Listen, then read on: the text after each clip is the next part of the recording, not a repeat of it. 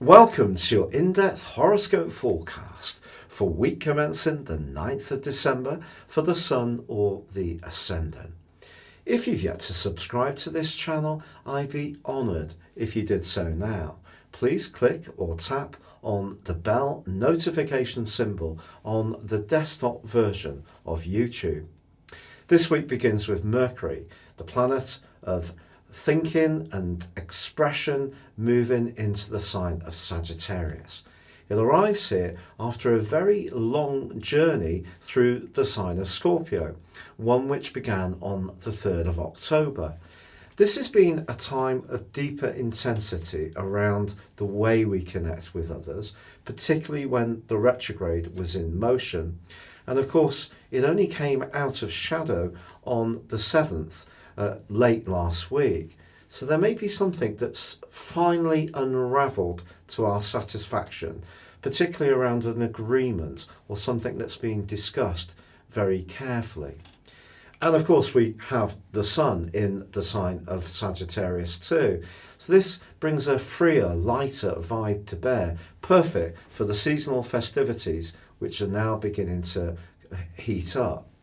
The Sun's also forging all through this week a terrific semi-sextile with Pluto. So we have the opportunity to be more adventurous, more outgoing, and perhaps more independent-minded, but also can see how our actions, by being more free-spirited, can actually work out in a more tangible way with Pluto's help.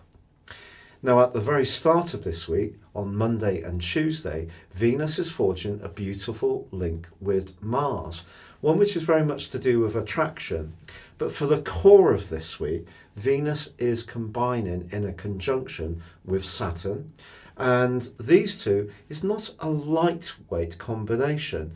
In fact, it could be a bit of a touch and go moment for certain involvements.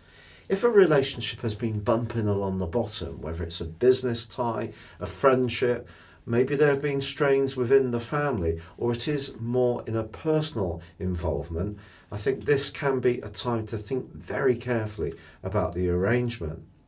Ironically, there is a tremendous link this week between Jupiter and Uranus still, and that's very spontaneous and can be very positive for marshalling our resources in a more inventive but also progressive way. It doesn't mean to say that we should be ultra risk-taking, but at the same time it does suggest we should be open-minded, but particularly where we can see some tangible benefits accruing. Now, Thursday sees a full moon in the sign of Gemini, one which is forging a quincunx with both Saturn and Venus.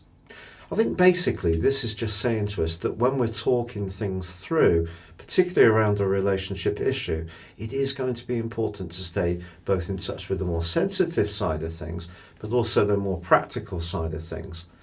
Also, Mars all through this week is forging a gorgeous angle to Neptune. And if ever there was a time to try to enter into the Christmas spirit, especially in terms of forgiveness or compassion, then this aspect will certainly be an asset. But as the week draws to a close, there is on Friday through to Sunday a fantastic link between Saturn and Mars. If we think about Saturn being about structure and Mars being about moving forwards, we could move forwards in a way which can really be quite tangible, and that can be a very satisfying end to this week. Your specific forecast, Scorpio, shows that Mercury, the planet of communication, which has been trolling through your sign since the 3rd of October, finally moves on and on Monday switches into the sign of Sagittarius. This can help you to think more about your resources, and if a creative idea has been sort of flowing backwards and forwards in that interim period, but not quite getting to the point of tangibility that you wanted, I do feel that this is going to be a good transition. The Sun is also going to be assisting Mercury as well. But Mars, your ruler, is forging an awesome angle with Neptune. Mars in the first house does in some astrological manuals, get a bad press. But I think it's giving you a desire to be more individualistic. But it's tempered in a more compassionate way by Neptune's softer vibe. So if you want to be creative, this is a fine chance to be so all through this week. Yet I do feel that this is going to be a week when what you say is what you really mean, as Venus combines with Saturn.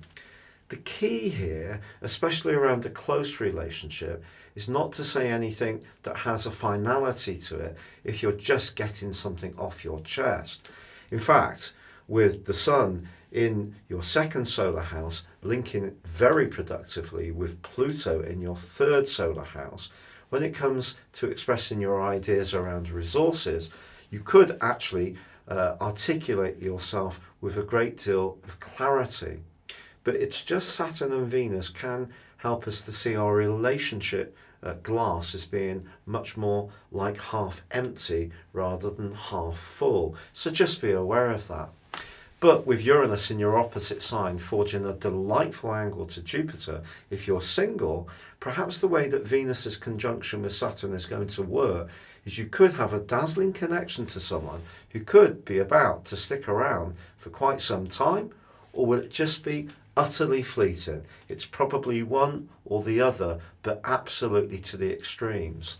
It's been a real pleasure being with you. If you'd like to go beyond your zodiac sign and discover what 2020 will hold for you based on your personal birth data of time, date and place of birth, please see the link beneath this video.